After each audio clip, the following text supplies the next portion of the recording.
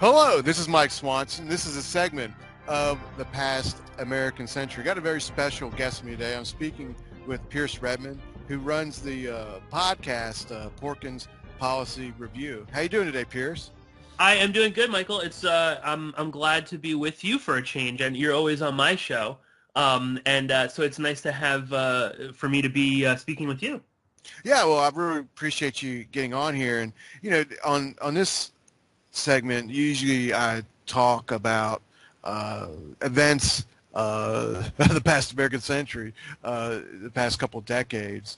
And today we're going to talk about something a little bit more contemporary, but it's definitely linked to the past and conspiracy theories in the past too. And I think of it as a reincarnation of many of them, and that is the so-called QAnon, which really took off in made national news last year. There were Q followers at Trump rallies. Trump apparently signaling to Q followers. Some of their messaging. But I think a lot of people may not know who he is. So I just asked you real quickly, why did he catch your attention, and who is he to someone who doesn't know? Well, and who is he? Who is she? We don't really know anything.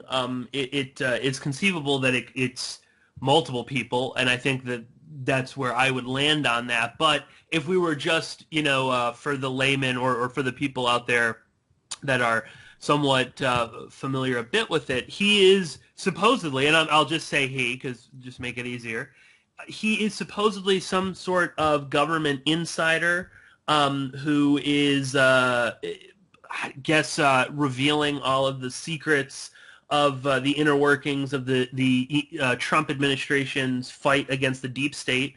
And I was interested in exploring it just because, obviously, I do the radio show, and a frequent topic is conspiracy culture, and certainly we cover alternative topics and subjects, as well as a lot of mainstream ones as well, pop culture on the show. So I was aware of this QAnon thing through 4chan, it was also similarly, it was around the same time of Pizzagate, and there was a lot of crossover from the conspiracy world into the mainstream world, especially with things like Pizzagate, where suddenly you had Hillary Clinton's, communications director dodging questions and having to deny that Secretary Clinton was involved in some sort of pedophile, satanic rituals in a pizza place. So when QAnon kind of came onto the scene, I was just fascinated, particularly by the speed with which it happened, where suddenly it was almost like overnight. I remember seeing some stuff about QAnon and, about this person on 4chan, and then within, a week or so, suddenly there were thousands, if not tens of thousands of people that were following the QAnon posts on 4chan that supposedly were hinting at all sorts of secret, covert machinations within the Trump administration, that Trump was going to get all the pedophiles, he was going to round them up. Of course, it would be all the big Democrats. Hillary Clinton would be, extradited to Guantanamo Bay and, put on, trial. And it was just, it was interesting for me, the speed that it happened.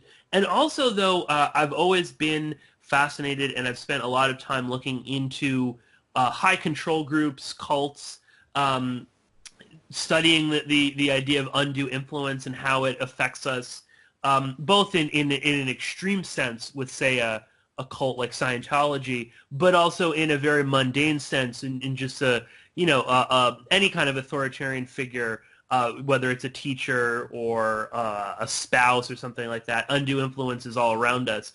And the undue influence that whoever this person or persons are posting, it was shocking to me, the levels to which people were so committed to this. And then, of course, this sort of, secret language began to sort of sprout out around the QAnon posts and whatnot. People started speaking, in strange acronyms, using weird slogans and just strange speech patterns in general. And that was really fascinating to me, this almost sort of secret society aspect to it, where, only the initiated could understand the Q posts, or proofs is what the QAnon adherents use, which is another interesting kind of culty technique, is, changing basic words. Instead of posts, they're proofs, using, that was a big thing that L. Ron Hubbard, just as an example, was very obsessed with. He believed, and a lot of other people do too, but he even wrote about it, that if you can control people's words and language and speech, and if you can redefine what regular words are, that you can basically have total control over someone's mind and willpower. And there's a case to be made. That's what's going on with the QAnon stuff. And then, of course, because it kept expanding, and then suddenly you had people like this character out in Nevada who went to the Hoover Dam, and he armor plated his van. He drilled holes in the side of it to put his rifle through. He started shooting, and he was, insisting that some report be released. And he, of course, turns out to be a QAnon supporter. A lot of other sort of strange far-right people have come out as being QAnon supporters. There was recently a Gambino crime boss here in New York, in Staten Island, was murdered, Frank Cali, and the murderer of that actually flashed a QAnon sign in the courtroom. And if the news reports are to be believed regarding this guy, Anthony Comello, he was so deep into the QAnon world that it's believed that he, quote, asked Trump and Pence if it was okay to kill Frank Cali, the purported boss of the Gambino crime family. So it's just it's very fascinating. I think there's also there's something very American about the QAnon phenomenon and how it's kind of taken over. And I think it mimics so much about society. So that's why I got interested in it.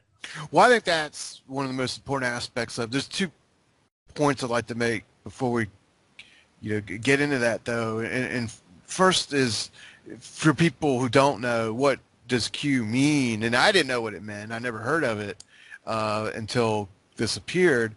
But it's a form of security classification, and I never heard of it. My dad worked in the Pentagon and had some sort of security classification. I read national security documents that have been declassified as part of doing historical research. You see top secret, confidential, and all that stuff. But I've never seen Q. Not even with stuff around the president. So I never heard of it. But what it is a classification not for the Pentagon or the president or the White House, but for the Department of Energy. So this Q person claims, I guess, he's got access to that security level and is talking on behalf of some segment of the government and telling people he's got this secret information and you have to believe him and trust him because none of it's verified. So that's the cold aspect of it you're talking about. And then over time, many of the things he said hasn't come true. Or have been totally incorrect. Yeah. Like, was he saying, like, Robert Mueller was going to help Trump and expose the deep state or something? And well, that didn't happen. But the other thing about it is around November, December last year, with my Wall Street Window website, I was doing some experiments of YouTube and making financial videos, and I was actually trying to run some advertising tests on YouTube, and what I was trying was advertising my videos on news channels on YouTube. And what I discovered, it was a /news finance was the category, And what I discovered was that the biggest channels on YouTube are that, for news, are channels about this topic by followers of it. I'm talking about channels where they'd put up a video and get hundreds of thousands of views on a regular basis, and probably still do. And meanwhile, CNN or CNBC or even Russia TV and other outlets will get like 10,000 views a video. So, I mean, these things are so big. It's unbelievable. And then I was watching in December one of these channels, and when the stock market fell 20%, they were claiming that the deep state and George Soros were making it fall to destroy Trump. And if it continued to drop this year, Trump would be destroyed. But if it went back up, it would mean that Trump has got people buying stocks to destroy them. And always, I mean, it's just, but what got me is I've never heard such, it's just craziness, right? I've never seen such type of crazy talk around the stock market. And it trickled over even into some other financial commentators on YouTube that aren't just obsessed with this Q thing.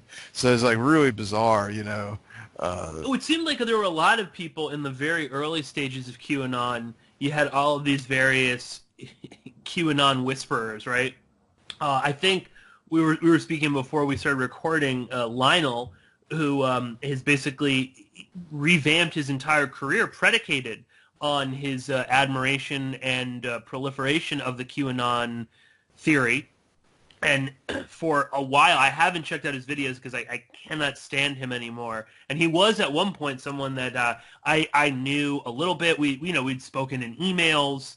He was someone that I liked. I thought he was an interesting media personality. I thought he had a lot of good things to say at one point in time. And then he just sort of slowly kind of entered into this QAnon field, and every single day he was making videos about QAnon, talking about how everything was going to change any moment, very much like the sort of apocalyptic doomsday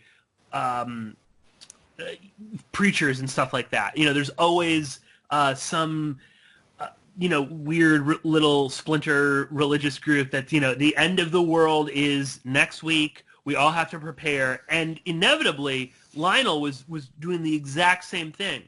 And every time it didn't happen, like all the other QAnon whisperers and supporters, it wasn't that Q was wrong.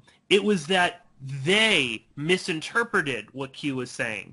So that was another thing, too, that became truly fascinating for me, was the complete all fault about these predictions is really on you and me. It's not on Q. Q didn't make a mistake. We made a mistake, which is very much the kind of structure of a very toxic relationship with a lot of undue influence. And again, I keep kind of mentioning the cult thing is the most sort of extreme form of that. But there's a lot of overlap there. But back a little bit to your point before about all these YouTube channels, there were a ton of YouTube channels that popped up in the first couple of months with, I mean, not even just hundreds of thousands. That's some with millions of views. Of course, they're all monetized, and a lot of people were making money, Lionel included, on the QAnon stuff. And there was such a rabid desire to consume as much QAnon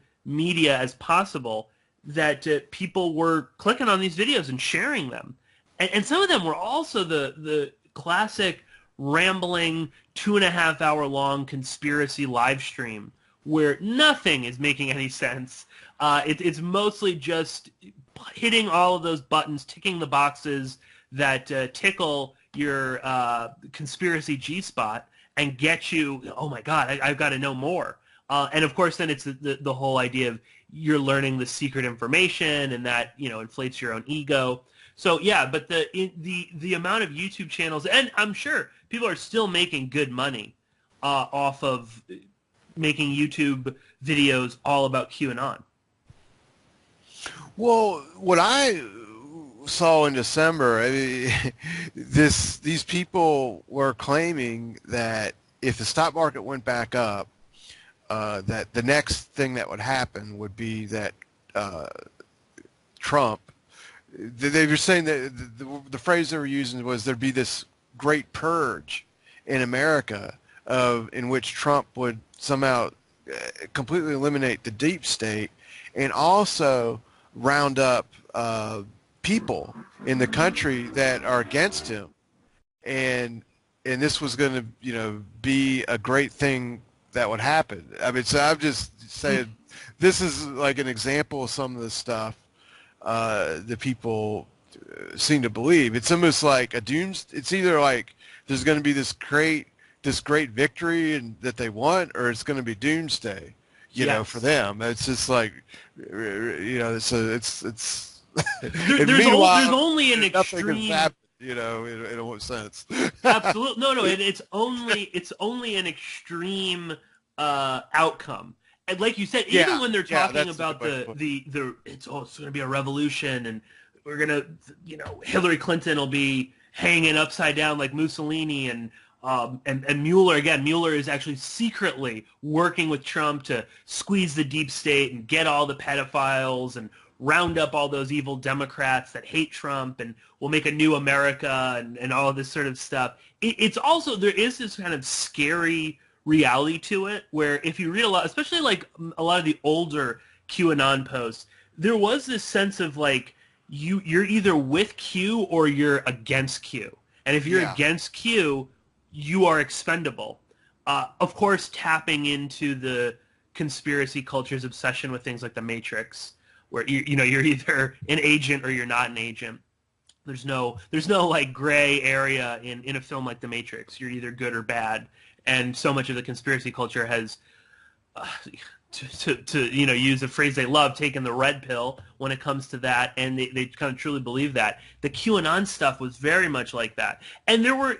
I don't know about more recently, because and again, I haven't been checking QAnon as much, but they've gone from, in my estimation, they've gone from the sort of blood in the streets, the revolution is coming, to these nearly incomprehensible, cryptic messages that really don't say anything, but there's enough garbage and weird language in them for people to spend hours trying to decipher what they really mean. But back in the day, there was much more this sense of the revolution is coming, or like you were saying, the end of the world is near, and we all have to prepare for it.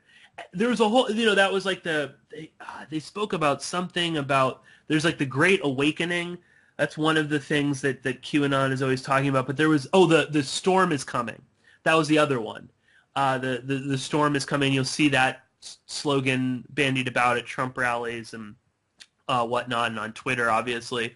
But again, that imagery of it's actually going to be quite terrible as well, which is an interesting way of prepping people or indoctrinating them, where it's not going to be this sort of paradise. And there were times early on, I remember Robbie Martin and I when we were much more obsessed with the QAnon stuff, and we were more actively reading the Q posts and whatnot, or proofs.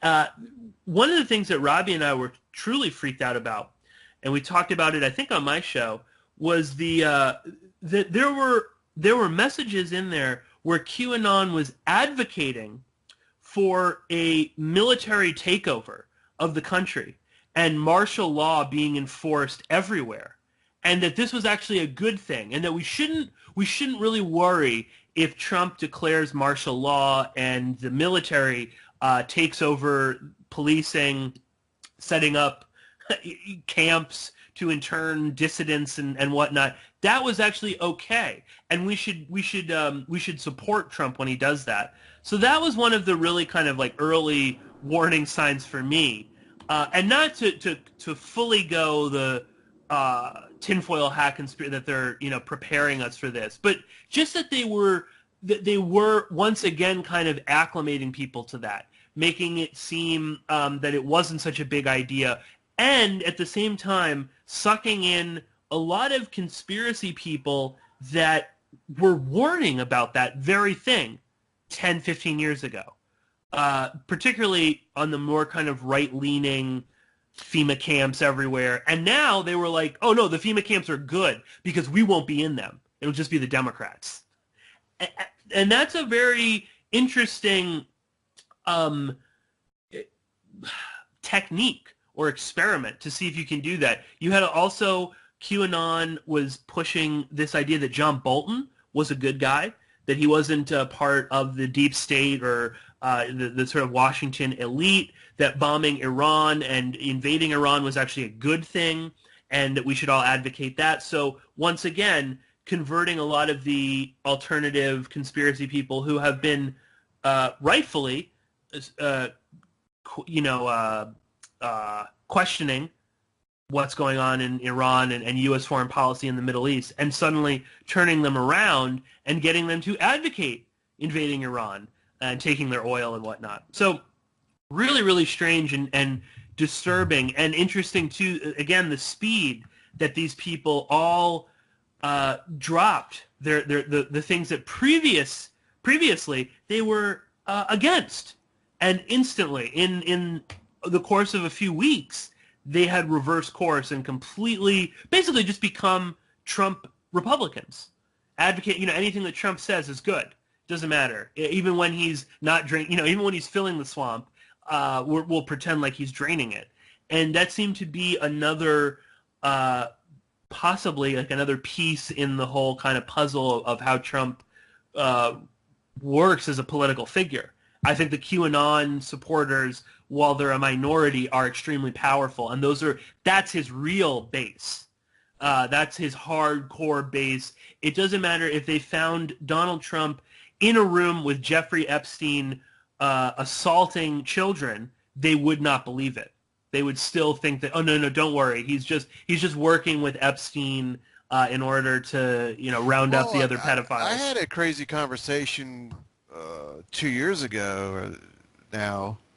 I get. Well, was it 2 years? Anyway, last year, 2 years ago, it was right before the Charlottesville thing happened, and this was with someone that I know where I live, and I'm in a city about 40,000 people, and there's been crime, in the past couple of years, and a bunch of shootings and murders, most of it drug related. And this guy was telling me that the M15 or M16, that gang Trump talks MS-13. about, MS-13 is behind it, and it's MS-13 and black people that are storing up weapons to have a revolution. Now, then he said Trump is going to stop it all.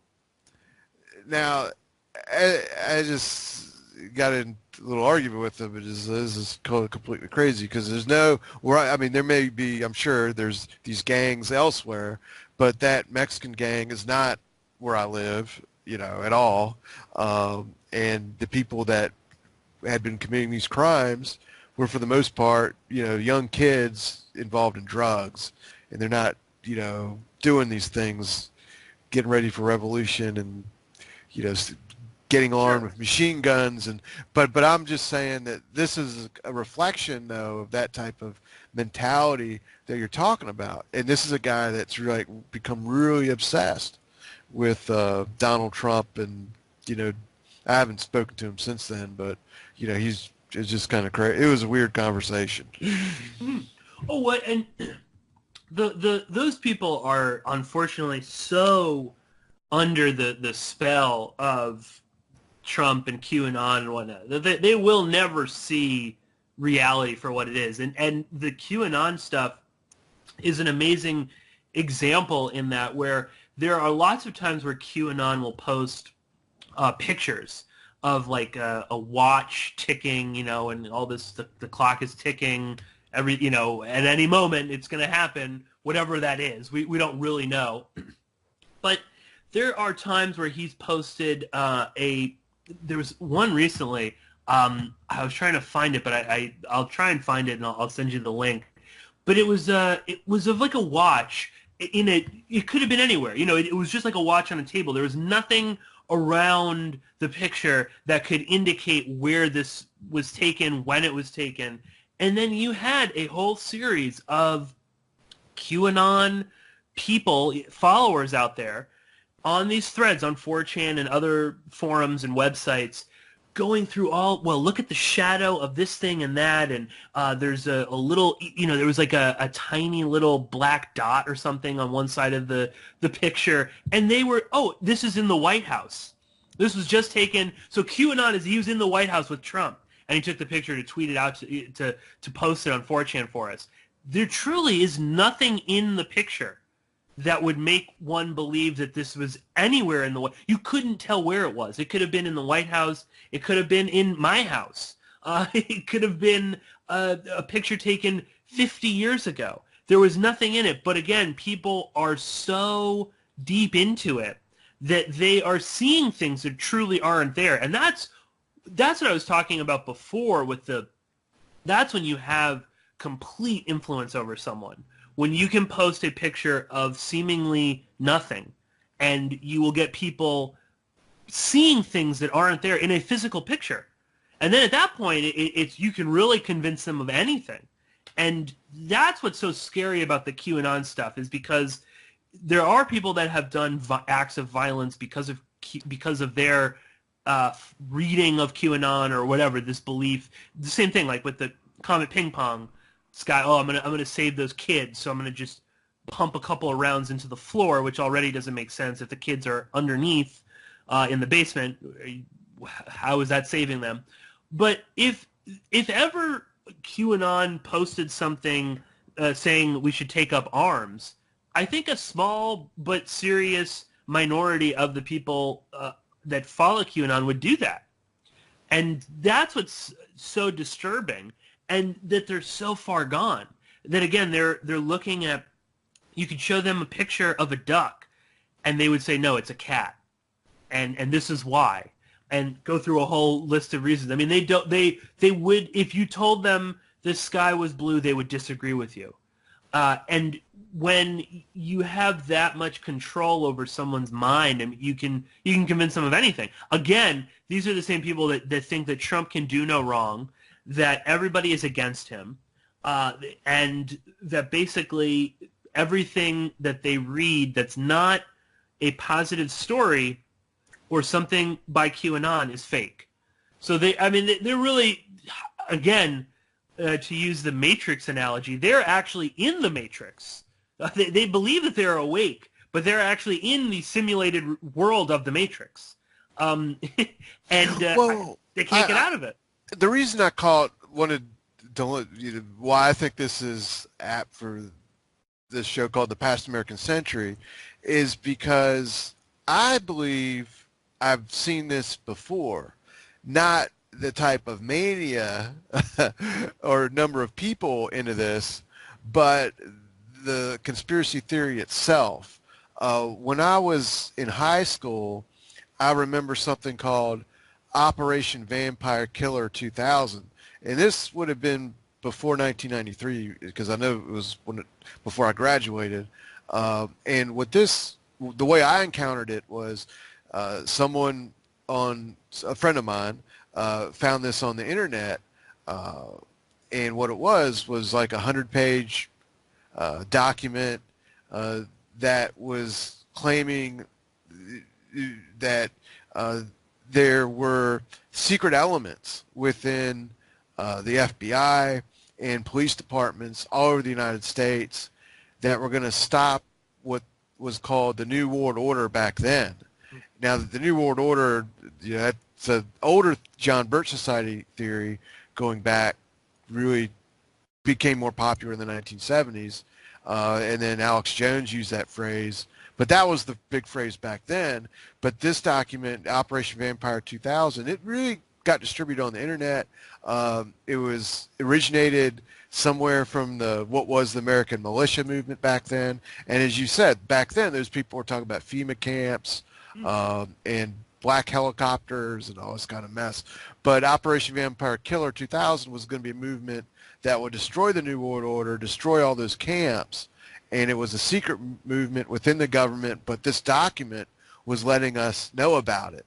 The difference, so to me, a lot of this Q stuff, is very similar. If you just get down the gist of it, they're saying there's secret people in the government, in the national security state that are with Trump to defeat the deep state. They're just using the word deep state instead of New World Order. The difference I see though is when I'm in high school, we just look at this thing and like, oh, okay, whatever. We're curious about it. My friends are more curious about it than me, but that was about the end of it. And, move on to something else and never heard about it on the news, never heard anyone else talk about it.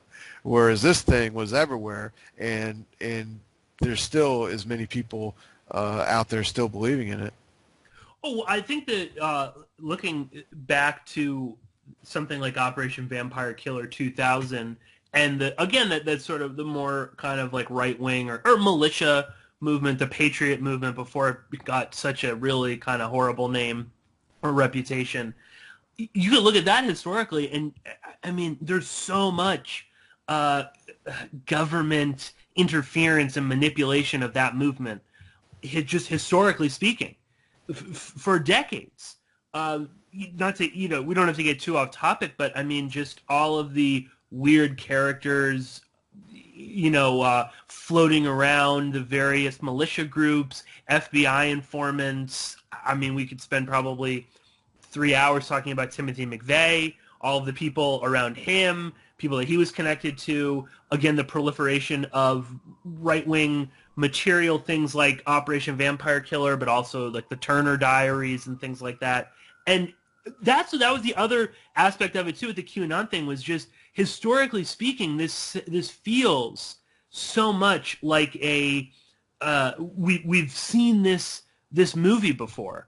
Not even just in terms of do you think it's really outside of the realm of possibility that the CIA or some other intelligence group would be manipulating conspiracy theorists? That goes historically all the way back to, I mean, the late 40s with the ufology movement.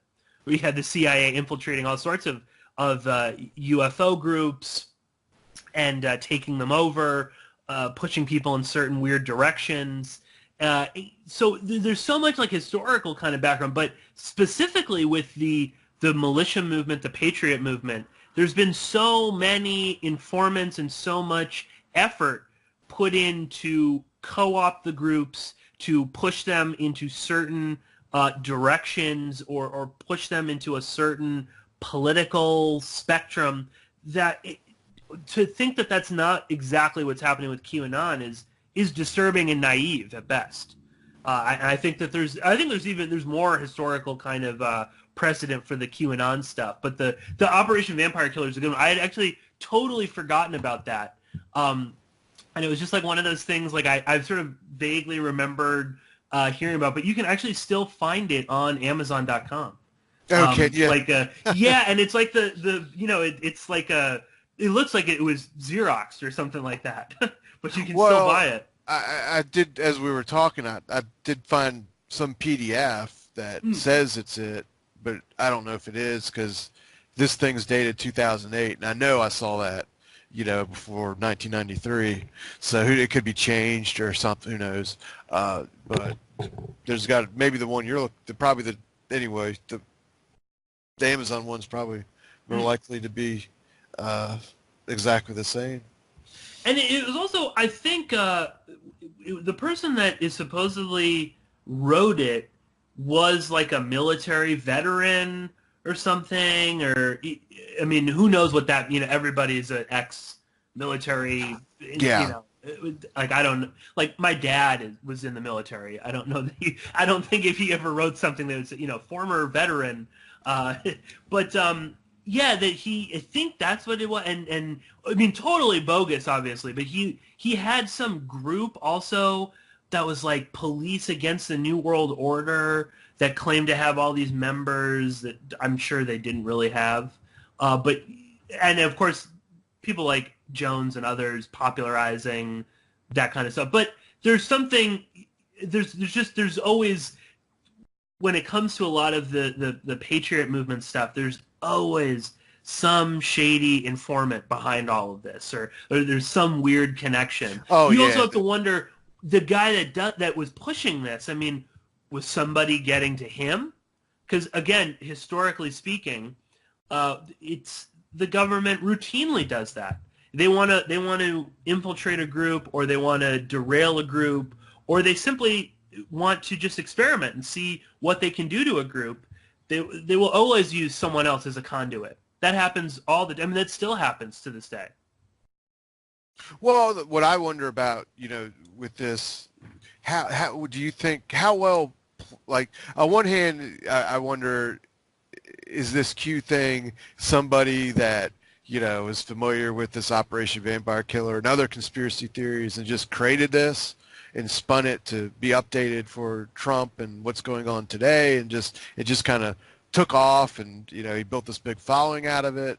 Or is this more deliberately planned out? I don't know. I don't know. My initial gut when it happened was that this was some kind of a CIA plot or something, some kind of intelligence operation. And I thought it was much more, a matter of like an experiment, a social experiment. Can we do this? Can we put out some weird little story? Because you got to figure too, as popular as 4chan is, it's not the most popular forum out there. I don't even think it's necessarily the most popular conspiracy forum out there. So it's interesting as a social experiment that intelligence agencies are, of course, interested in doing. Can we put a small little thing out there, this weird QAnon thing? We'll write complete gibberish and see where that will go. And now suddenly, again, you go on Amazon.com, you can Google QAnon, and you can find multiple people selling pins, signs, T-shirts. It's now an industry unto itself. So I've always been curious as to the original kind of origins of it. Was this a way to keep the really kind of hardcore Trump base supportive of him no matter what? These are the people we've said before. They will never believe that he's a bad person. And I think that he is very aware that that's the base that is really getting out and voting for him, because Trump has made overt references to QAnon in the past now. There is also, I mean, there's a lot of other theories about it. There's the theory that this was just a troll by people on 4chan, which they're known to be doing. There are a lot of people now that the original people that were all talking about QAnon, they've kind of turned on QAnon, and now they say, oh, it's a bunch of boomers. They all millennials hate boomers. So it's this boomer plot, and look at these dumb old people like Lionel and Jerome Corsi, who was a QAnon whisperer until QAnon called out Jerome Corsi, called him a fraud. Oh, they did? Oh, yeah. That was Jerome Corsi would go on InfoWars daily, doing these too long things with Alex Jones, talking about QAnon, and at times Jerome Corsi would sort of allude to the idea that he knew who QAnon was, that he was in contact with him. And no, then I thought at first, when I first read about this, I thought he was one of the main people really popularizing it by getting on there and doing that. Oh, he did. Jerome Corsi absolutely did. And then there was But they turned on him. There was a whole series of QAnon posts where they were attacking Jerome Corsi. Oh, man. And then Jerome Corsi came out and said, oh, yeah, QAnon's a joke. Ignore him. He's part of the deep state. He's toying with us, and for a brief period, him and Alex Jones had some other anonymous source that would even call into InfoWars, kind of claiming to be the real the actual QAnon, not the phony one that's trotting around on 4chan. Yeah, of course. I mean, I mean, that's when it became this like comical level where you've actually got this total windbag, whoever QAnon is, calling out another windbag. I mean, I kind of liked that. There was something amazing about because it's just, you knew Jerome Corsi was just pulling this straight out of his ass. Nothing he was saying was true or accurate. And then for the person pushing the biggest load of BS to then call him out is you can't really make that up. But there's also, I don't know if you've ever seen this, Michael, there's a novel called Q that is like I think it was an Italian novel. It was written by these like Italian leftists, but they wrote under a pseudonym. And I believe I might be a little off, but in that it is about a sort of this. It takes place, I think, in Europe, but I don't know, during like the Reformation, the Protestant Reformation, and it is about spies. And there is someone named Q who is a spy for the Catholic Church, and but I think there's all sorts of questions about who Q really is. So I mean, I don't know what that is. That was published in 1999. So way before QAnon. One thing that bothers me about it is, you're based. I'm going to say it same. You were saying this. I'm just going to say it a different way, I guess. But I just have gotten this feeling over the past 5 years that more and more and more, and I believe it started before Trump, so I'm not blaming it on him, but I've come to believe that so many people are just believing in things that they see on the internet based on completely pure emotion. And the first time I don't want to go off into a whole show about the 9/11 conspiracy stuff, but the first time I really started to think that was I saw a video about 9/11 in which the people were quoting witnesses about the plane that hit the Pentagon, and just had all these quotes and sinister music, and someone was telling me to watch this, and I didn't believe any of it because I'm used to reading books and reading, like I've been into I was interested for a long time, and still am, in the Kennedy assassination, and there's witnesses that are quoted, but you can go look up their testimony in the Warren Commission.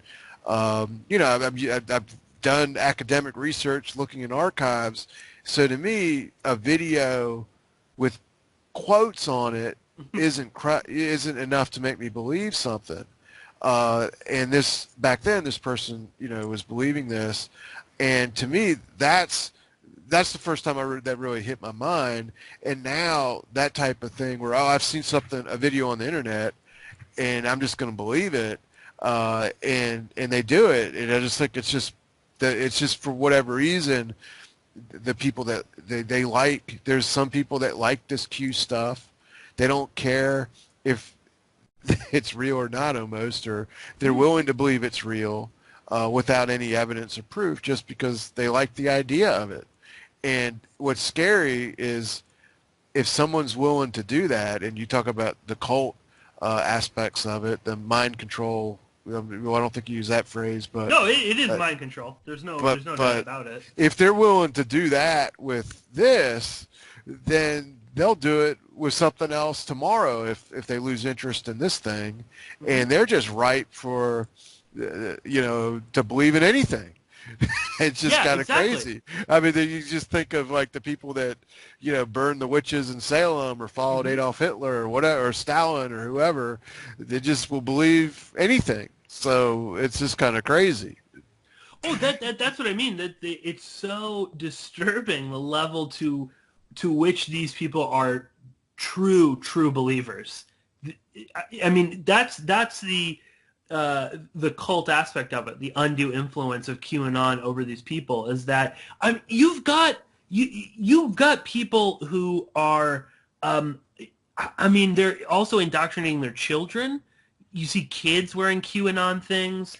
again, I'm not trying to say they're bad parents or, call CPS on if you saw like a mother and father walking with a, Q shirts and their kid has a Q shirt. But just, keep in mind a child should not have to know about QAnon. A child that should be the last thing on their minds. But you do see these parents that are kind of pushing that on their kids. Imagine how those kids are going to grow up.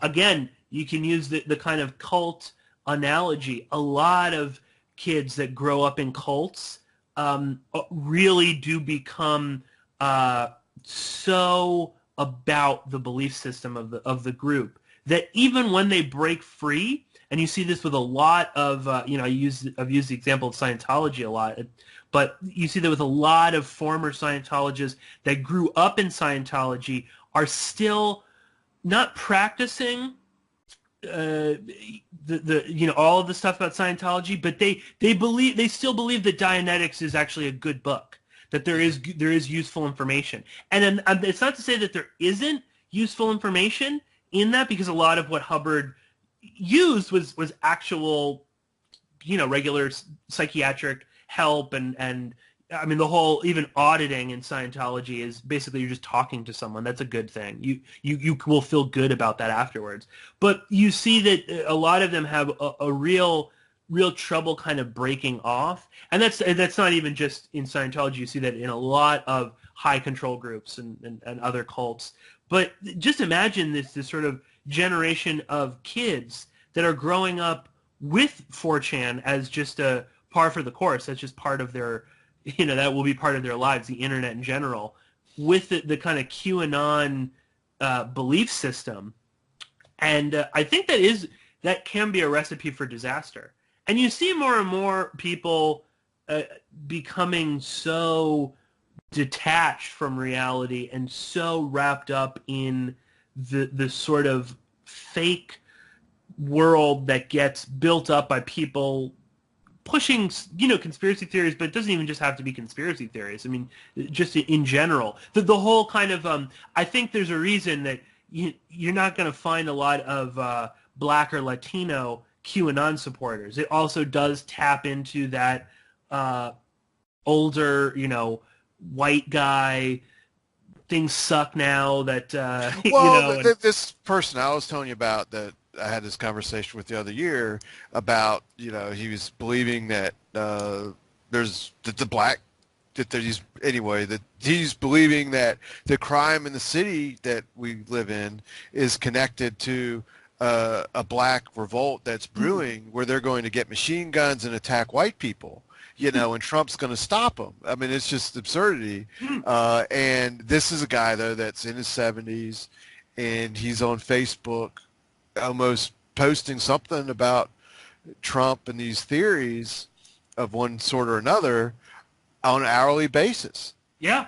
So I think that is the core audience, probably. Yes. Is just people in their house not doing anything, and they're just looking at this crap, nonstop. Sure. No, they've got Fox Business on in the background almost 24/7, and when they don't have that on, they are watching YouTube videos. They go on Facebook. They also, there's a weird sort of like masochistic element to it, where they also, because I'm sure you get this all the time, like on Twitter or something. Because I'm even guilty of it too. Is like hate following people.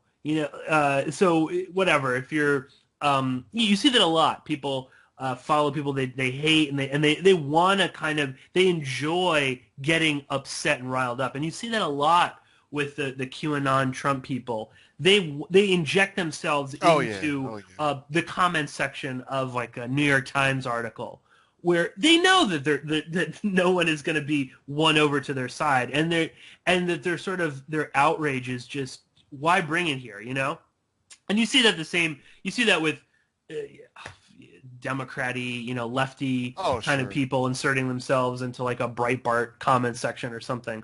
But there is something, again, this like kind of masochistic side to it, which again has all sorts of weird secret society illusions and whatnot. Well, I came to the conclusion last year that, like, I'm not this Facebook thing, and this, I'm just using this person as an example, but he's not the only one. I mean, there's lots of people like this where I live, because I live in a conservative area. Let's say I have 350 Facebook friends, probably 20 of them are doing this, posting this stuff all the time. And I came to the conclusion, and I'm almost certain this is true, that Facebook's news feed, Facebook's goal is to keep you on that website for as long as possible. And they monitor not only what you click, what you comment on, but also when you stop to look at something. And they just deliver you more of that. And on the internet, stuff that makes people angry or scared makes them stop. So I think, in a certain sense, the nature of the algorithms in Facebook, and I don't know if Twitter is the same way, but I certainly believe this is the case with the Facebook news feed, is designed to actually make you angry. And also, heard this psychiatrist make a comment that even without, that the nature of Facebook and social media in general actually makes you agitated and depressed, because when you get on there, you see all these people, on your friends list, but you actually don't know very many of them, or you haven't even talked to them. You may know who they are, but you don't talk to them. You don't see them. I've got, like I said, 350 Facebook friends. How many of these people have I seen in the past week? Maybe, I don't know, 5, and 200 of them I haven't seen in 20 years or something. Right, yeah. So, but what this does to somebody, this guy was saying, is you are friends of these people, and you see them on Facebook, but because you don't really have a personal contact with them, it makes you feel alienated, like as if you're in a party and you have mouth on your tape and can't talk to anybody. It makes you feel that way. So just by being on Facebook, you can be in an agitated state, and then so you're already poised to be angry, and then this news feed stuff, I think for some people is a way to react to feelings of anger and depression, whatever, loneliness, whatever it is, and so that's, I think, part of the attraction of that in the Q theories and whatever. They're just in this vicious cycle, and I would just suggest, we were going to have, you have an audience of people that are probably, some of them will find this video, and I do too. None of these people are going to get mad at us, but we may have Q people that come across this and get angry, and my message to them is just stop it, snap out of it, and just cut off the internet for a week or something, and you'll be a lot happier. Oh, yeah. I was just thinking about what you were saying there, Michael, about the Facebook and that sense of being cut off or lonely. At least on Facebook, there's, you can see like a picture of who the person is that you haven't spoken to in 20 years. On 4chan, everything is anonymous.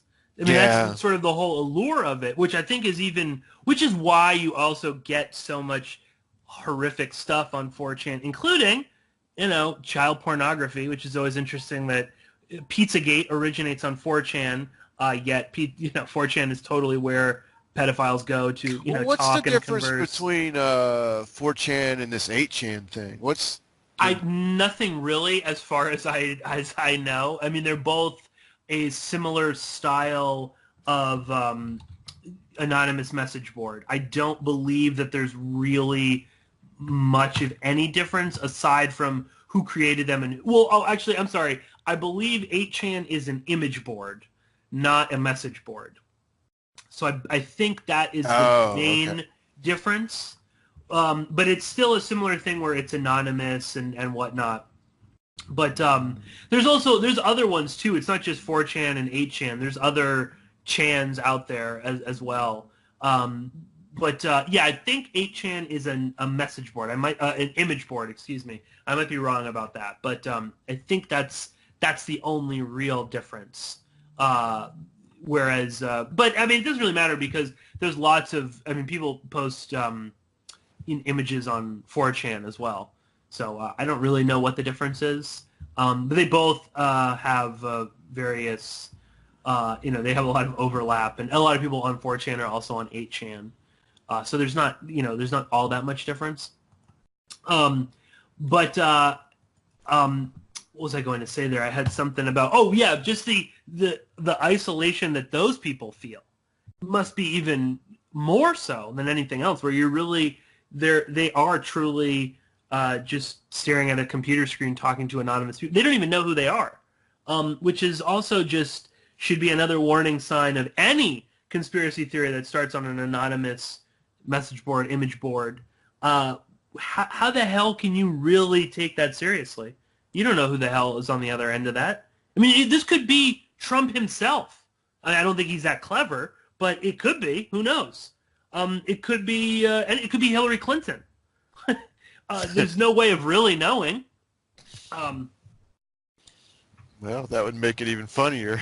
Yeah, I actually have a question for you, Michael. Is there is there any kind of like parallel with this? And like, I know you mentioned JFK. Is there any kind of like parallel type thing like in terms of like the community, the JFK community, and like QAnon, or could that not happen because at least back in the day, you actually had to go out and talk to people and read books and newspaper articles, and you were a bit more engaged. Is there any kind of parallel between those? Well, I did an interview. The last interview I did was with Walt Brown, who's a JFK researcher, and he just put out a book about Judith Baker. Now, Judith Baker is a lady that she says she was Lee Harvey Oswald's girlfriend, and she tells a story about all this stuff, which you can't find any evidence for a lot of it, and Brown's book, pokes holes in it. But what's interesting about her is that I really got interested in this in the 90s, and then kind of got out of the topic around 9/11 for 12 years. And she appeared during that time when I was kind of not following this anymore. So to me, what's fascinating about her is, as I said, when I first got interested in the Kennedy assassination, it's about books, and there were some conferences. I didn't go to them, but it's people looking at the historical record. There were some books that came out, though, in which people claim to have there was one actually titled First-Hand Knowledge, in which the person made a story up without any real evidence, and nobody today believes it.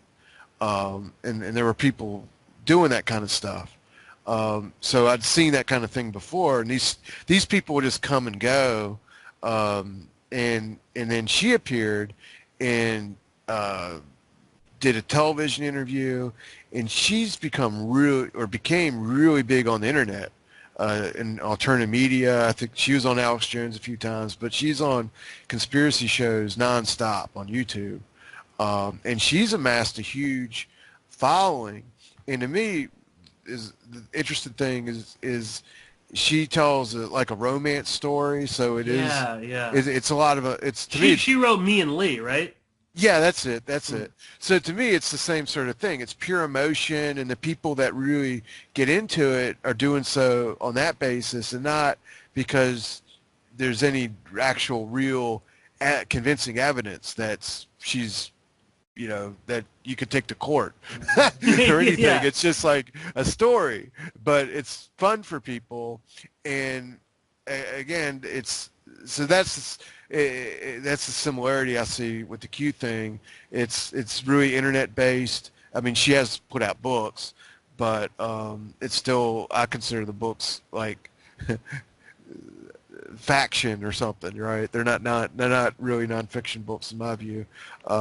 So, but I think it's a disturbing overall cultural trend where people are interested in these type of things. And she's gotten so big that I actually suspect that out of any single person at this moment, if it comes to the Kennedy assassination, she may have more visibility than anybody. including the people I would consider to be the real serious researchers.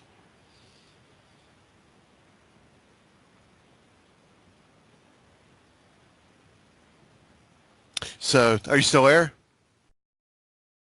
Well, anyway, I think I lost you, but we've been talking for a long time, and I thank you for coming here and getting on the show and talking to everyone else.